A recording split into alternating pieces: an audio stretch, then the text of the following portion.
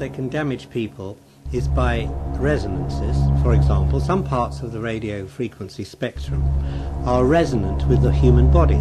Now, you know, we only really found out about that in the middle of the 1980s, and that the standards for exposure were suddenly and quickly changed as people realized that you could actually resonate a human body, which is about 6 foot long, depending on the resonant frequency of the wave, and an RF wave can be 6 foot long.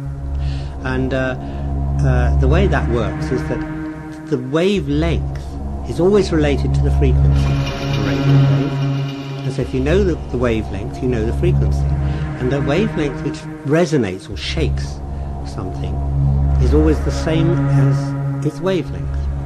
So we can work out which resonant frequencies, for example, would resonate the human skull. And we found that by some unfortunate mischance, the frequency range we have chosen for mobile phones is precisely the same frequency which resonates the human skull.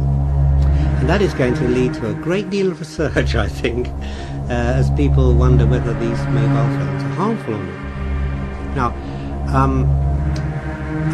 way back in 1924, there was a man called Albert Abrams who suggested and used the idea that radio frequencies could be used to diagnose illness and even to create illness or even to cure illness. And he's the original inventor of what was called the black box. Now, nobody really believed him in the medical fraternity, and he died, although he was a very brilliant man, and he died in somewhat ignominious circumstances. But the president of the Royal Society of Medicine at that time, in 1924 or 5, said the most remarkable statement. He said, "There will come a time when every important person will carry around with them a portable cordless telephone.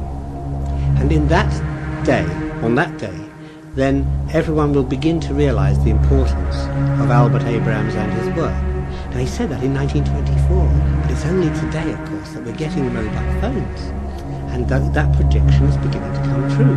We are finding that the resonant frequencies of RF radiations can probably cause brain tumors.